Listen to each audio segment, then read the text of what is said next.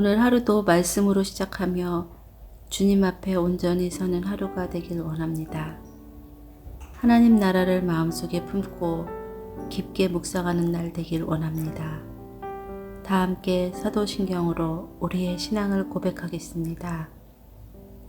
전능하사 천지를 만드신 하나님 아버지를 내가 믿사오며 그 외아들 우리 주 예수 그리스도를 믿사오니 이는 성령으로 잉태하사 동정녀 마리아에게 나시고 본디오 빌라드에게 고난을 받으사 십자가에 못 박혀 죽으시고 장사한 지 사흘 만에 죽은 자 가운데서 다시 살아나시며 하늘에 오르사 전능하신 하나님 우편에 앉아 계시다가 저리로서 산자와 죽은 자를 심판하러 오시리라.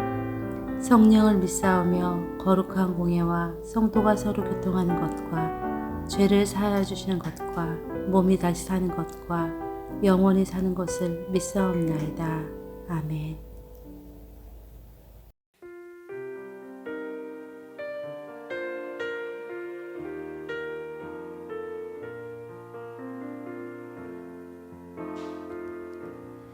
내 삶의 소망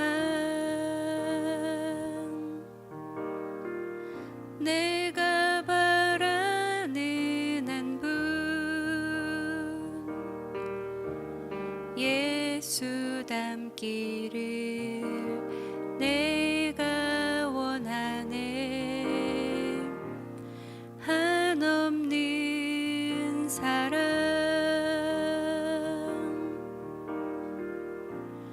풍성한 긍휼 예수 닮기를 내가 원하네. 예수 닮기를 예수 보기를 예수만 높이길 내가 원하네. 내 평생 소원 예수 닮기를 예수만 닮기를 내가 원하네.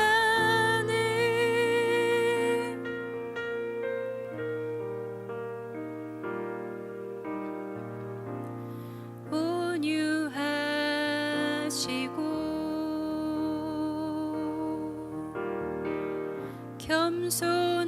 겸손하신 성품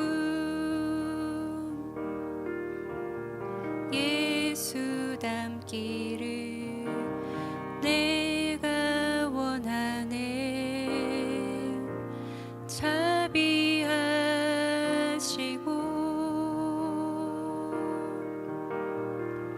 위로자 되신 주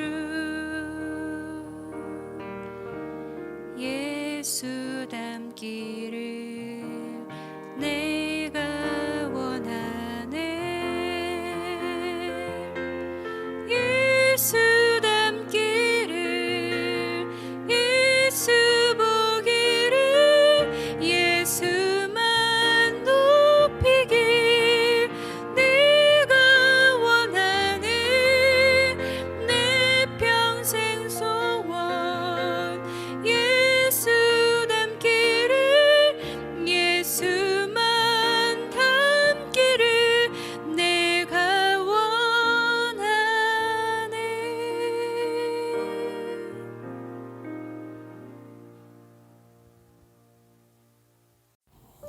오늘 우리가 함께 나눌 말씀은 고린도전서 9장 20절에서 27절입니다.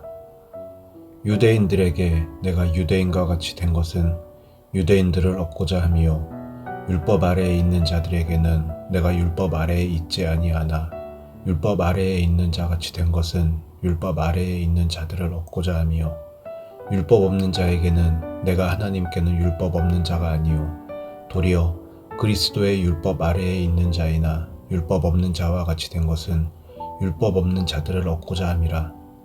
약한 자들에게 내가 약한 자와 같이 된 것은 약한 자들을 얻고자 함이요 내가 여러 사람에게 여러 모습이 된 것은 아무쪼록 몇 사람이라도 구원하고자 함이니 내가 복음을 위하여 모든 것을 행함은 복음에 참여하고자 함이라.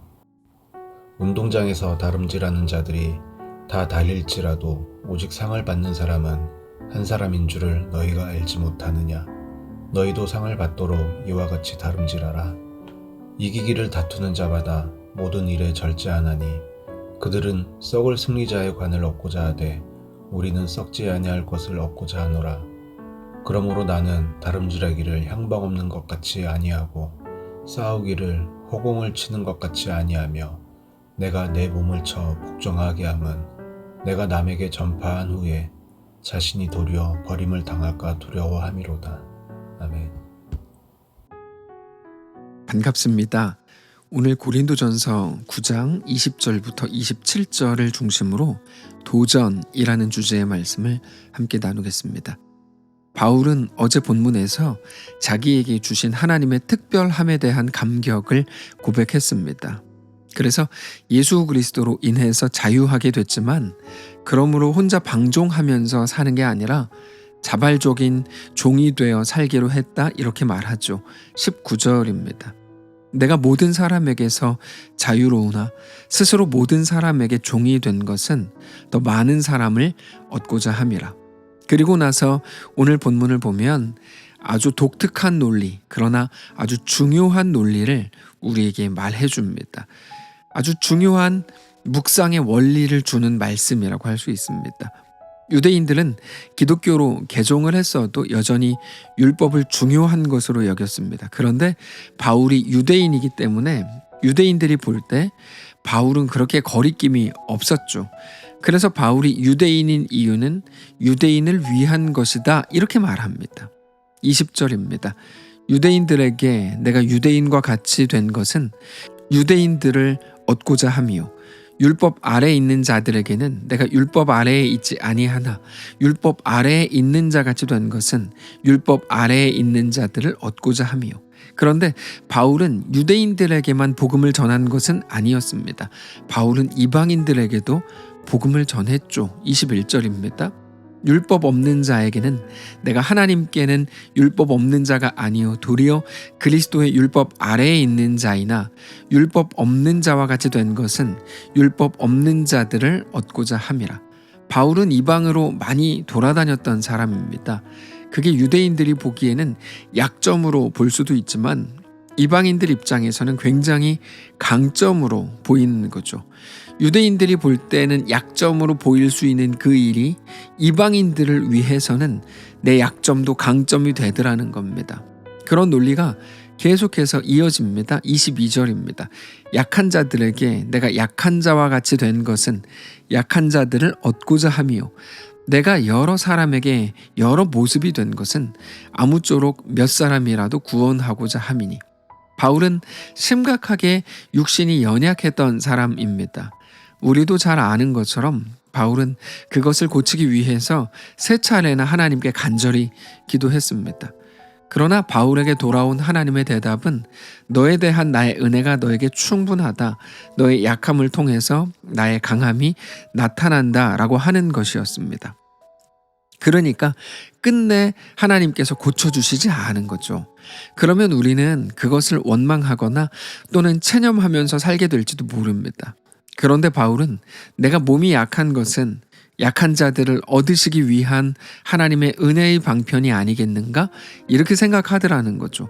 여러분, 이게 놀라운 고백입니다. 우리는 언제나 약점을 보완하는 방식으로 이 땅을 살아가려고 합니다. 그러나 바울은 오히려 약점이 강점이라는 것을 고백하면서 살고 있더라는 것입니다.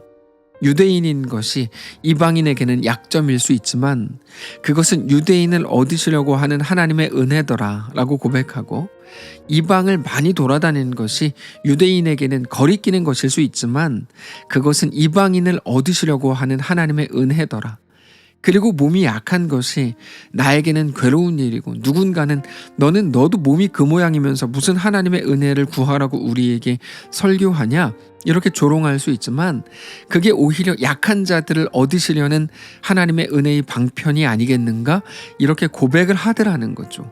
그래서 어쩌면 우리가 버리고 싶어 하는 모든 종류의 우리의 못남, 우리의 약점들까지도 하나님께서는 가장 선하게 하나님의 뜻을 이루신다는 것을 깨닫고 고백하게 되더라는 겁니다. 그래서 바울은 이제 자기의 실패에 대해서는 어떤 두려움도 느끼지 않는 상태가 됩니다. 그게 23절입니다. 내가 복음을 위하여 모든 것을 행함은 복음에 참여하고자 함이라. 우리가 머뭇거리는 이유는 실패에 대한 두려움 때문입니다. 모든 일에 대해서 실패하지 않을 수 있다면 누구나 모든 일들을 담대하게 행할 겁니다. 그러나 우리는 우리가 행하려고 하는 일의 결과를 미리 알 수 없기 때문에 머뭇거리죠. 그런데 바울은 머뭇거리지 않는답니다.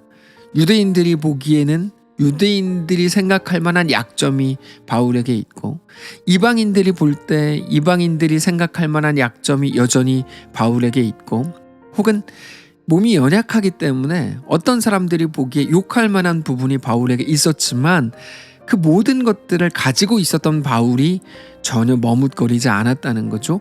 복음을 위해서 모든 것을 행할 수 있겠다는 겁니다. 어떻게 가능할까요? 하나님을 믿기 때문입니다. 모든 것을 실패하지 않게 하실 것이기 때문이 아니라 우리 연약한 대로는 당연히 실패하고 실수할 수 있지만 그럼에도 모든 것이 합력하여 선을 이루어내실 하나님을 믿기 때문에 비로소 복음을 위해서 모든 것을 행할 수 있다고 고백을 하는 겁니다. 그리고 그것을 오늘 본문에서 바울은 상 받는 것에 비유합니다. 24절입니다. 운동장에서 다름질하는 자들이 다 달릴지라도 오직 상 받는 사람은 한 사람인 줄을 너희가 알지 못하느냐. 너희도 상을 받도록 이와 같이 다름질하라. 이 말은 오직 한 사람만 구원을 받을 거다 그런 말이 아닙니다. 하나님을 믿고 겁없이 행하라는 말입니다. 이 시대에 경주에 참여하는 것은 면류관을 얻기 위해서였습니다. 지금도 마찬가지죠. 모든 운동선수들의 목표는 금메달일 겁니다. 그래서 최선을 다합니다. 그런데 성도들이 영광의 면류관을 생각하지 않고 신앙을 그저 대충 어영부영 한다 그러면 그러면 안 된다라는 거죠. 그래서 열심을 내서 최선을 다해서 그리스도인의 삶을 멋지게 살아보라는 겁니다. 하나님이 함께 하실 것을 믿고 우리의 모든 실패마저도 하나님이 선으로 이루어내실 것을 믿고 달려가라는 겁니다. 세상을 두려워하지 말고 겁없이 우리에게 허락하신 그 길, 우리의 오늘, 우리의 현실을 살아보라는 겁니다. 그 끝에서 우리 하나님이 우리를 안아주실 것이기 때문입니다. 그 믿음으로 오늘을 살라는 거죠. 그래서 25절부터 보시면 이렇게 고백합니다. 이기기를 다투는 자마다 모든 일에 절제하나니 그들은 썩을 승리자의 관을 얻고자 하되 우리는 썩지 아니할 것을 얻고자 하노라. 그러므로 나는 다름질하기를 향방 없는 것 같이 아니하고 싸우기를 허공을 치는 것 같이 아니하며 내가 내 몸을 쳐 복종하게 함은 내가 남에게 전파한 후에 자신이 도리어 버림을 당할까 두려워함이로다. 여기 아주 중요한 것을 고백하는데요. 이 마지막 27절을 보면 바울의 사명이 전하는 것에 있는 게 아니고 정확히 말하면 바울도 하나님 앞에서의 한 개인, 하나님의 한 명의 백성에 불과하다는 것을 스스로 고백해요. 바울에게 맡겨진 삶을 살아내는 것에 내 사명이 있다는 것을 바울도 정확히 알고 있었던 겁니다. 우리가 자주 빠지는 함정이 있죠. 어떤 결과물이 우리 자신의 어떠함을 말해주는 것처럼 우리는 생각합니다. 그런데 그것은 아주 큰 함정입니다. 내가 무엇을 이루어냈고 어떤 일들을 잘 감당했고 얼마나 많은 사람들을 주께로 돌아오게 했는지 그런 어떤 열매와 결과가 아니라 오늘 하나님을 사랑하는 것, 하나님께 내 시간과 인생과 미래를 믿음으로 내어드리는 것이 우리에게 요구된 하나님의 명령인 것을 기억해야만 합니다. 사랑하는 성도 여러분, 하나님께서 오늘 우리에게 시간과 여건과 시대를 허락하셨다면 그것은 무엇일까요? 살아보라고 하는 하나님의 도전일 겁니다. 그리고 하나님께서 우리에게 무언가를 명령하시고 도전하신다면 그것은 언제나 무엇과 함께 오는 걸까요? 하나님의 약속과 함께 갑니다. 여러분, 우리는 많은 것을 만들어내지 못할 수도 있습니다. 우리 실력이 명백히 부족하기 때문입니다. 그러나 우리의 모든 실패에도 불구하고 우리의 삶을 가장 완전한 성도로 완성하실 우리 하나님을 믿음으로 바라보실 수 있기를 바랍니다. 오늘 그 믿음으로 어떤 연약함도, 어떤 약점도, 어떤 부족함도 결국 하나님을 찬양하게 될 도구가 될 것을 믿음으로 오늘 우리의 모든 시간을 겁없이 하나님 앞에 그렇게 올려드리는, 이번 2022년 한 해를 하나님께 그렇게 올려드리는 거룩한 주의 성도들 되시기를 바랍니다. 한번 기도하겠습니다. 살아계신 하나님, 감사합니다. 우리의 생각과 마음을 주께로 향하기를 원합니다. 이 땅 썩어져 버리고 없어져 버릴 이 땅, 눈에 보이는 것들에 완전히 집중해 있었던, 그래서 하나님과의 모든 약속된 것들마저 타협해 갔던, 그러면서도 늘 변명했던 우리를 불쌍히 여겨주시고 이제 하나님 앞에 온전히 나아가 하나님만 우리의 왕이요 전부이신 것을 깨닫고 절제하며, 이 땅에 대해 절제하며 오직 하나님 나라에 대해 우리 모든 것들을 겁없이 내어드리는 사랑하는 모든 성도들, 우리의 2022년이 되도록 인도하여 주시옵소서. 각자의 형편이 다 다릅니다. 성령님 함께 하시고 놀라운 은혜로 채우시고 주님이 그렇게 우리와 동행하시는 멋있는 2022년 되도록 축복하시옵소서. 감사드리며 살아계신 예수님의 이름으로 기도합니다. 아멘. 사랑하는 성도 여러분, 하나님께서 오늘 하루를 우리에게 또 허락하셨습니다. 하나님께서 오늘 하루를 살아보라고 말씀하십니다. 겁없이 머뭇거리지 않고 능력 있는 종들로 온전하게 세워지며 담대하게 우리에게 허락된 삶을 믿음으로 살아내는 귀한 우리의 오늘 되시기를 축복합니다.